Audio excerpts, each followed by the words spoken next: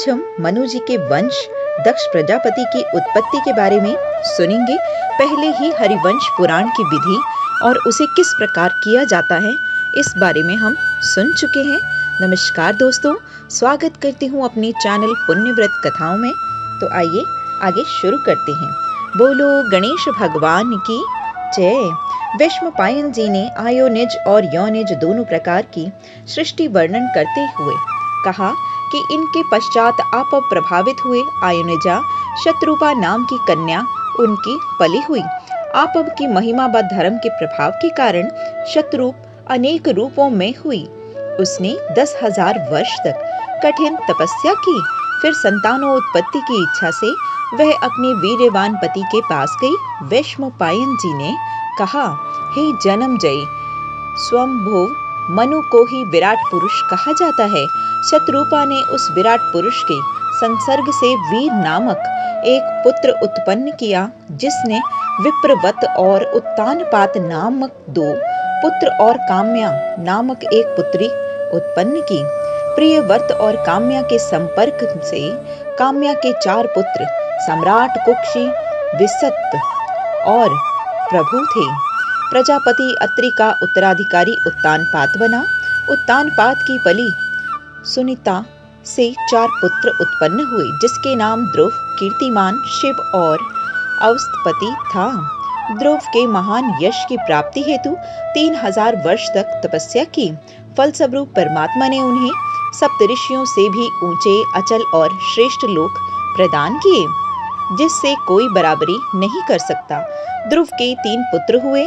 सलिष्टि ने सुच्छाय नाम की कन्या से 5 पुण्य आत्मा पुत्रों की उत्पत्ति की, जिनके नाम थे रिपु, रिपुपच, पुण्य, पुप्य, वृकल और वृकेतजस।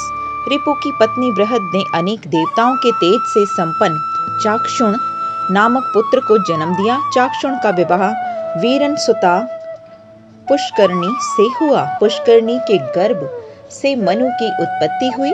मनु ने अरण्य प्रजापति की पुत्री नडवड़ा के गर्भ से 10 पुत्र उरु, पुरु, शतधुम्न तपस्वी, सत्यवान, कवि, अग्निष्टुप, अतिरात्र, सुधुम्न व अभिमन्यु थे।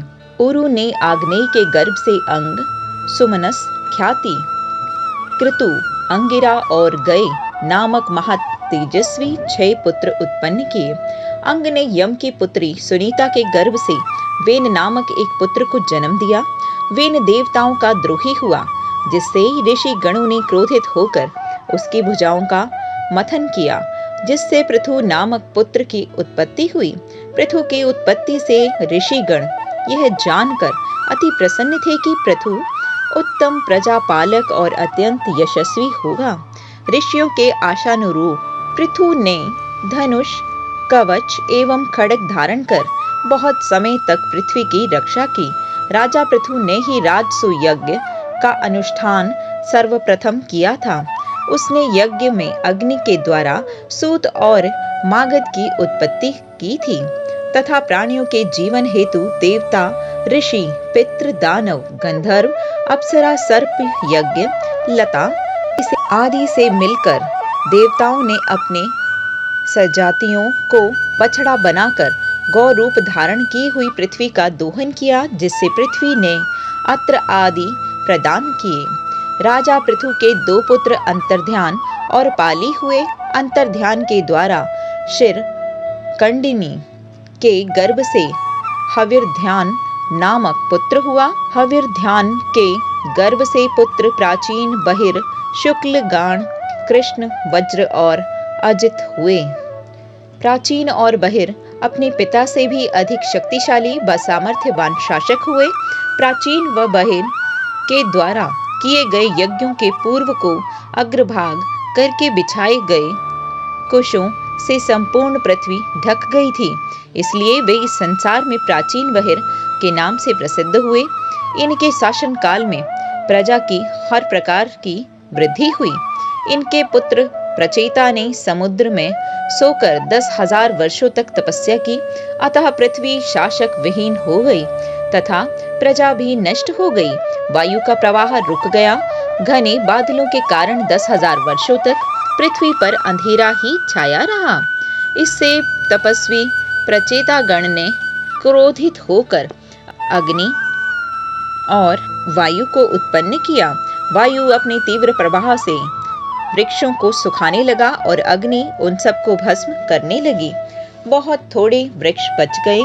अंततः वृक्षाधिपति सोम ने प्रचेताओं के पास जाकर क्रोध निवारण के लिए प्रार्थना की कि हे प्रचेताओं, अब अपने द्वारा उत्पन्न अग्नि और वायु को शांत करो, अन्यथा संपूर्ण पृथ्वी वृक्षहीन हो जाएगी तथा वृक्षों की रत्न रूप मरीषा नाम की कन्या से आप पानी ग्रहण कीजिए। इस कन्या के द्वारा ही चंद्रवंश की वृद्धि होगी।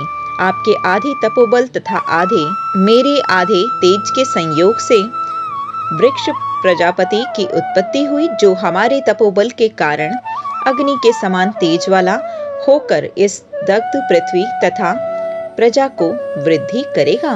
प्रचेताओं ने मारीषा को पत्नी रूप में स्वीकार किया।